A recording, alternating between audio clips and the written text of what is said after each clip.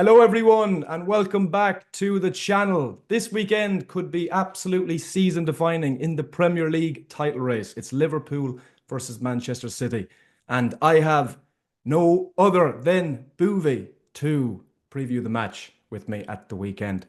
Boovy, how are you? How's things? Yeah, good man. Yeah, I'm recovering from Saturday. How are you doing? I'm good. Obviously, it feels an awful lot better when Liverpool are going well. 8 points is something I certainly did not expect at this stage of the season, but we have to keep our feet on the ground. You know what I mean? It's 12 games in, everything is going well, but ultimately things can, as we seen even yesterday against Southampton. It's the Premier League. There's no easy games in this league, so we need to keep our feet on the ground. If we can win this game, maybe we can start getting a little bit excited, but there's a lot of season left. Anyway, let's talk a bit about Manchester City. Obviously, a 4-0 loss at home at the weekend to Spurs. I'm not going to lie, I thought Spurs might get something out of that game, especially with, I think, what some Manchester City fans call the Spurs curse, etc., etc. But you're second in the Premier League. You're 8 points behind Liverpool. You've lost already three Premier League games this season. You've lost your last five games in all competitions. And obviously, just as I mentioned, you lost 4-0 at home to Spurs at the weekend. Boovy, how do you view this season so far? Well, it's not the end of the world. I mean, we're out of the League Cup. We're obviously not out of the FA Cup yet. If we've been playing FA Cup games now, we'd be out of the FA Cup. But that comes around in January. We're not out of the Champions League, and it's basically impossible to get knocked out of the Champions League against new format. If we're in this kind of form in the group stages, imagine we would have come third or fourth probably by December and got kicked out of it. So we're lucky. I still think we can go on a run in the Champions League. I'm not saying we're gonna win it. Then you look at the Premier League. You guys have been amazing, but it's not like we're fourth, fifth, sixth, and there's loads of sides in between us. There's no one in between us. We're second in the league. I know the points total is massive. I'm not going to say that isn't a massive advantage, but City are second in the league, loads of injuries, still in the Champions League, still in the FA Cup. It's not that bad of a season at the moment. The performances are bad, and that's a separate topic in this video, I guess. But right now, City are still in. City's still got a chance of winning the Premier League as well. And you really think that after what happened at the weekend? I mean, look, I'm not saying City have no chance at all of winning the Premier League. I'm not even counting out Arsenal at this stage. I think after 12 games, anything can happen. I mean, it's not even technically a third into the season yet. But the problems that we are seeing at Manchester City so far this season, I think, are greater than I have ever seen, certainly in recent times in Pep Guardiola's era. Um, you still think that City can salvage this? I know obviously Rodri's a massive miss, and I think he is probably the main source of the problems that City are having. But I think it even goes beyond that. With the problems City have, I've never seen Manchester City obviously have a run of results like these, and I think the problems are bigger than that. You honestly think that City can salvage this season? Yeah, well, look, ultimately, City are different to Liverpool, Man United, and Arsenal. Even winning an FA Cup this season would be a great achievement, or coming second, winning an FA Cup, having a run in the Champions League, competing against Liverpool and getting closer to Liverpool. It's not the end of the world. City haven't won every title forever since Guardiola's come in. You've won a title. Chelsea won a title under Conte in Pep's first season, so it's not the end of the world. If you come second this season but get it right in the transfer market, you're building for the next couple of years. Pep signed a 2 year deal. If Pep had not signed that deal, then it would be a really hard, rough few months in the winter kind of months. Thinking, where's the future of the club going? Where are the younger players coming in? Why have we signed someone like Ilkay Gundogan back on a 34-year-old Ilkay Gundogan? No right back replacement. John Stones is 30 years old, looking a little bit leggy. De Bruyne's not been really replaced. Matheus Nunes hasn't worked out. But all of these are complemented when you have Guardiola sign a 2 year contract.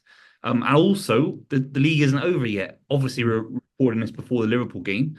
If that is a draw, City is still in the title race. If it's a win for City, City is still in the title race.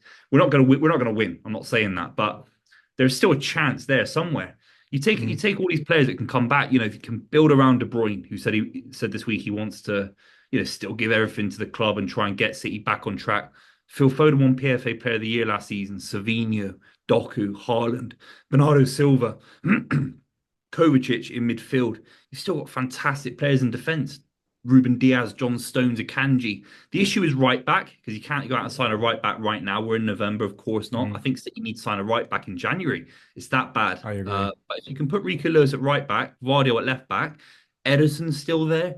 It's still a very, very strong lineup. Mm. Very, very low on confidence, of course. And if you lose to Liverpool, you're looking at 11 points, could be 12, 13, 14 by the middle of December. There's a Manchester derby coming up for City, Nottingham Forest, who have been great this season as well. Your running looks unbelievable after us. I know you've got Everton, which is always a tricky game, but you've got a very, very good record against Everton. I think you've got Fulham coming up as well. Mm. So the game is important to stop the rot. I think City have got to go there. I've been saying it on my channel and on the club and stuff like that is I think City got to go to a back five and put Yeah, I three seen your tweet midfielders in today. there. Yeah, honestly, and people have been slagging me off for it because Mm. it's like not the pet way. But he has played threes at points, very, very rarely. I think, and he actually talked. He came out in a press conference and said we maybe we play something like John Stones and Ake in midfield, and you have Gvardio and Akanji and Ruben Diaz behind as a kind of three and a two as a kind of like pyramid sort of Yeah. option. That is five defenders. I think this club needs five at the back in a big, big way, and it stops the rot at right back as well. It stops the exposure of Carl Walker. I mean, when Werner ran past him against Spurs, that was like wow, that was like Gary Neville at West Brom. It really was.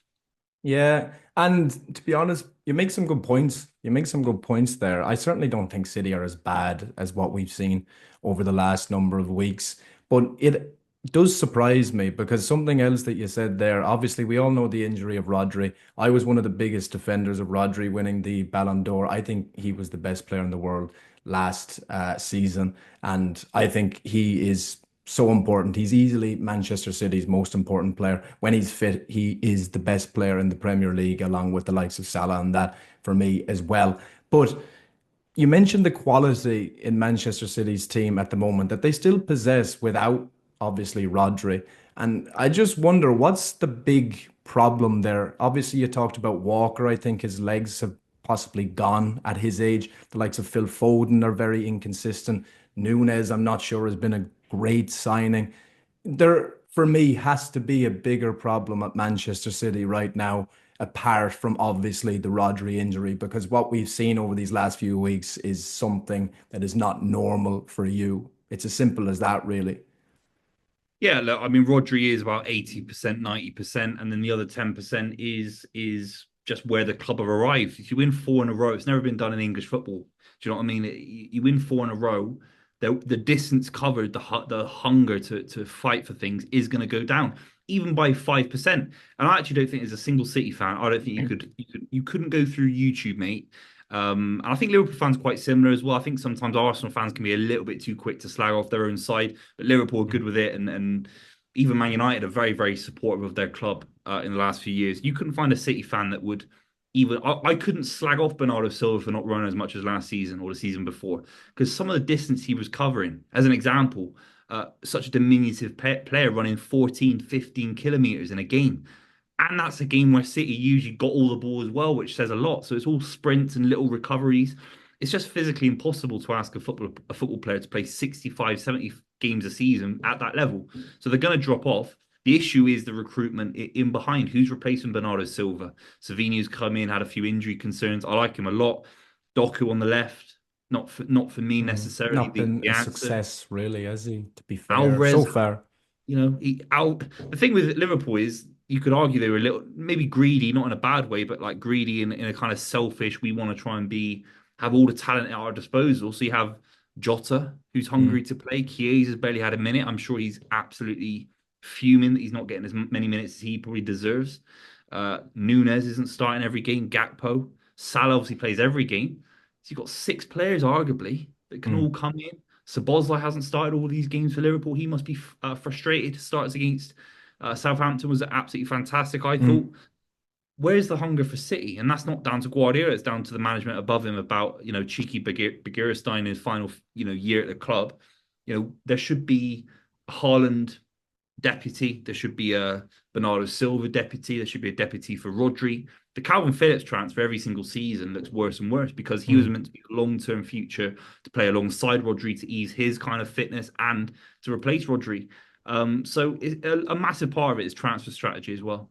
Yeah, I suppose, I mean, it's maybe a surprise even for Manchester City that they have been as consistent as they have been over the last number of years. You would think at some stage they would have kind of an off season, and it looks like so far this is that season. But as I said, with the amount of quality that you have, um, it still begs the point that you were mentioning there, Boovy, that you are probably reliant on a few players in that team, even though across the squad, City have an absolute plethora of talent all over the place. I don't think I don't think investment, especially in terms of players, has been as good over the last two seasons as it was previous to that. You're talking the likes of Bernardo Silva, Haaland was before that, players like this. But no, it's a strange one. It's a strange one at the moment. And as a Liverpool fan, I'd never ever count City out. It's as simple as that. And I have no doubt that they will improve this season. I think they're going to improve on Sunday. I think City always play well or largely play well against us. But what would you actually see? You were mentioning the Champions League there. You were talking about obviously the Premier League. You're not out of the title race. Maybe if you lose next Sunday, or this Sunday, I should say, maybe we'll have to revisit that conversation. But what would you see from here would be a successful season for Manchester City? Well, look, I don't think any City fan even expects to win silverware every single season because that's crazy. And the success that the club have had under Guardiola is outrageous. Domestic quadruples and club World Cups and stuff like that. I think honestly, like a good run in the Champions League, good form in the final few months of the season, beating Liverpool on Sunday, even if we don't win the league title, trying to go to Anfield and get a result. I mean, it's been one win in 18 years or 17 years, something like that. Just good performances, and actually, despite everything, City started the season really strong. So for the last five, you could definitely say the last five games, lots of goals conceded, really simple errors that you can say as a fan, yeah, I'm frustrated that's happening on the pitch. But apart from that, City are still in a great position to try and win the Champions League. I think City, if City went into January, February, certain players are back fully fit, there's a system change, a formation change, we'd beat Bayern Munich. We wouldn't beat Mm. Liverpool necessarily at Anfield. We don't know, but that might happen. 50-50. And with the new league format, the Champions League format, like if Liverpool come top, you're not going to play a hard side until like it's like Wimbledon. You're not going to play a top rated side until the semi final, potentially Yeah. the quarter final. It's not like a random thing. Like we played Real Madrid in the quarter final last season. That's not going to happen again, unless something crazy happens. So you could end up seeing something like City Liverpool in the Champions League final. Do you know what I mean? Yeah. City could go far. So Mm. it's not over. And even if it is a bit of a down year, you can't blame anyone. There's still a lot of young players on the side. Guardiola's got 2 years. If this is what a year off, the next season will be so exciting because this club's got a genuine right to spend a lot of money as well. And I know the checkbook isn't always the answer, but there are Liverpool fans out there that said they should have spent more money in the summer. It's worked out great, but the season before, 100 million on Caicedo, players like that, it might have taken you over the line last season when you were obviously close to winning the title. So money is the answer, unfortunately, if it's spent right, and the City side does need a bit of money spent in it for sure.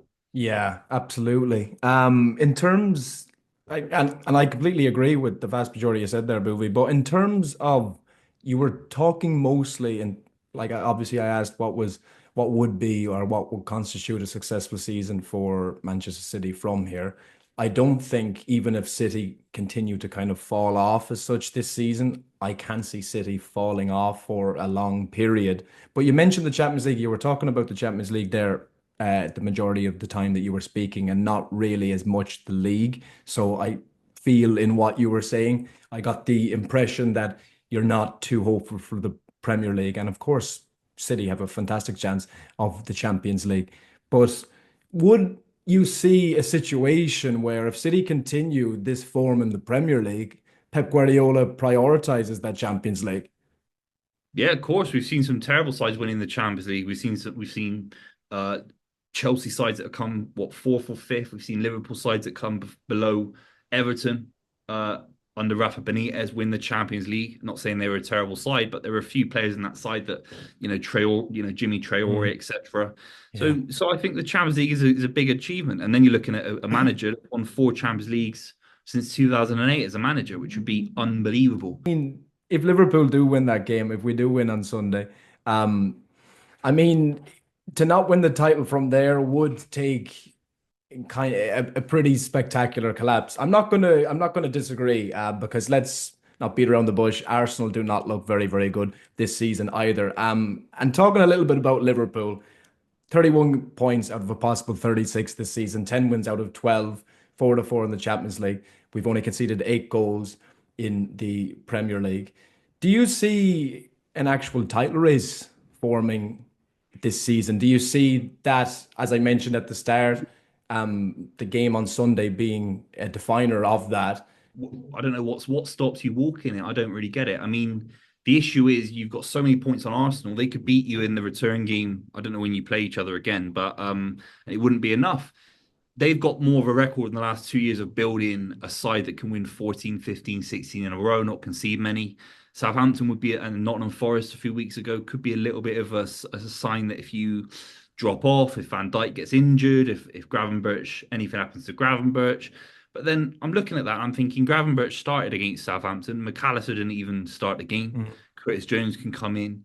You think Trent, oh, he's a massive, he's the best right back for some in the world, about to go to Real Madrid. Connor Bradley comes in, and he hasn't, Simicast comes in for Andy Robertson. Kelleher comes in for Allison. You think yeah. Kanate comes in. Quansah, I know he's not played much since Ipswich, but he can come in. Good You've actually player. got a very deceptively deep squad, really. I think it's been seriously underrated, especially before this season started. The squad that Slot or that Klopp left for Slot, was a formidable squad and certainly on the same level of quality as Arsenal, I would say better, certainly on the same level or near the same level of quality as Manchester City. Slot has been fantastic, I think, defensively, especially how much better structured, how much better organized we are. Obviously, didn't show against Southampton, but that's a one-off game. Yeah, in terms of possession, we're a lot better. Even in terms of just keeping the ball, probing when you need a goal. Yeah. There's elements of Klopp in what Slot has been doing, but he's also brought us on further. Anyway, talking about the game on Sunday, I'm going to give you a little bit of encouragement, Boovy. Over the last 5 games, Liverpool have beaten City just once. And City obviously went to Anfield last season, a very different season. And it was a 1-1 draw at Anfield. As I said earlier on in the video, I think City always play somewhat well against us. I think City always raise their game to some standard, apart from a few anomalies in there. The same with Liverpool to some Yeah. standard when Liverpool and City play each other. But can you actually see Manchester City, with the way that you're playing right now, go to Anfield on Sunday and win, get that result? Can you visualize that? Can City do that right now? No, you can't visualize it. I mean, you'd be crazy. I don't even see how we. I said play a back five. I don't see how you could be ruthless and try and be, negative and try and just do a Jose Mourinho on you. If we had that kind of manager, or these kind of players, then fair enough. But we don't. I think you're gonna win 4-0, and you have to win 4-0. You have to win 4-0. If you don't win 4-0, there's something wrong with you lot. It's not about City. City got injuries to Diaz, Stones, Rodri, injuries to Kovacic, Carl Walker's gone. Hmm. But some like There's a Kyle lot Walker of is the fault of Guardiola and the backroom team, his coaches, his scouts. Uh, somebody like Kyle Walker, especially as I mentioned, somebody like Phil Foden, even some players like Gundogan, who I have massive respect for. But watching City this season, I don't think he's added anything. So certain players like that I mentioned there, Guardiola and obviously the management team are the people making the decisions behind the scenes to sign certain players and whatever, or to not replace certain players. They have to take some fault for that. But I don't know. I'm not sure. Liverpool have had injuries as well. We have not had an injury, obviously. Well, we haven't had an injury to the level of Rodri. It would be a bit rude me saying that. I mean, Alisson Becker is my favorite Liverpool player. I think he's the best goalkeeper in the world. He's a huge injury, but yeah, yeah. Caoimhin Kelleher, as you mentioned, is a fantastic. Fantastic replacement to come in. As you mentioned, Liverpool's squad is very strong, as is Manchester City's. But Liverpool have had injuries too, even like Trent, Allison, as I mentioned there. And that's not being talked about enough. They always improve, as I mentioned as well, when they play against Liverpool. So I can't see it being clear cut. I'm actually You have to more win 4-0. 4-0. You have I to. hope you're right, man. No, I you hope have you're to win right. it 4-0. The pressure's on you to win. City got It is. nothing. I agree with that. You have to win the game. You have to prove to every Liverpool fan around the world, that you're capable of winning a league title with fans in the stadium, because that's never happened before in 31 years, 30 or over 31 years. Uh, 33 years, 34 years. It's a long time. No Liverpool fan has ever seen Liverpool win the title in person. I didn't have you as one of these COVID title people, movie. I must say, I really didn't. Where were you when it happened? In the room just over there in my Yes. my front room. You can't tell me a single fan that saw it happen. But all jokes aside, it's like it's a big title for Liverpool, because it felt that Jurgen Klopp was getting close last season. For personal reasons, he didn't want to continue. He felt a little bit burnt out. A lot of this would be owed to Jurgen Klopp. Arne Slot's built on it a lot, but ultimately it does matter. Mm. Anfield having a moment where you either win it on the final day of the season, or you win it and you can lift the trophy at Anfield, that does matter. You've never had that. And I'm not even trying to wind you up. You've never had that. Arsenal have had it. Chelsea have had it. Leicester City have had it. Even though they didn't win it at the KP, they lifted the trophy there. They had Pavarotti, I think it was, or the other guy Yeah. come out sing a song and all that. You've never had that. It'd be Mm. a massive moment for you lot. Do you know what I mean? So that's why it's a big season for you guys, and you have to maintain the lead, and you have to beat City on the weekend. You have to. Yeah. No, I completely agree with the pressure being on us. It is simple as that. I was going to ask you for a prediction. You said 4-0. Are you going to Yeah, 4-0 Liverpool. It has to be. I've said this already. You hand on have to heart? be 4-0. 4 You have to. You don't win the league title from this position. Wow. Wow. the, You'll be sweating, man. the You'll be thing is, sweating, man. so you're going 4-0. Yep. I'm going to say 2-1 Liverpool, but I would say I'm very nervous for it because I will never, ever underestimate Manchester City, regardless of how they are playing, even how they are playing the last number of weeks. Just before we go, or just before I finish up, who's going to win the league? Liverpool, you have to. Of And you believe that? Are we going to course. walk it, in your opinion? You're 8 point. You're 9 points clear of Arsenal. Eight Mm. points clear of City. You have to. 8 points. That's two. There's two wins and two draws that someone has to get over you. You have to win it from this Mm. position. It is, I mean, it's a substantial lead, especially this early on in the season, but an awful lot can happen just yet. If Liverpool do beat Manchester City on Sunday, there is no doubt. I think there's no getting past the fact that we are massive favourites, but it's going to take another really good performance to do so. Yeah. Anyway, thanks very much, Boovy, for coming on. Really enjoyed the chat, as I always do, talking to yourself. If you haven't seen Boovy before, which is very, very unlikely, everybody knows Boovy. Check him out. Check his channel out below. He posts absolutely fantastic content. He's been on YouTube for how long now, Boovy? Too many years. Too Too many many. years. But yeah, I was on his channel. Was it last year? We were talking about Liverpool and United, and we were all talking about how many goals Liverpool were going to score that weekend, and we ended up drawing 0-0. So hopefully this video does not age like that one did. Anyway, cheers, Boovy. Really enjoyed the chat. Thanks, mate. Best of luck on Sunday.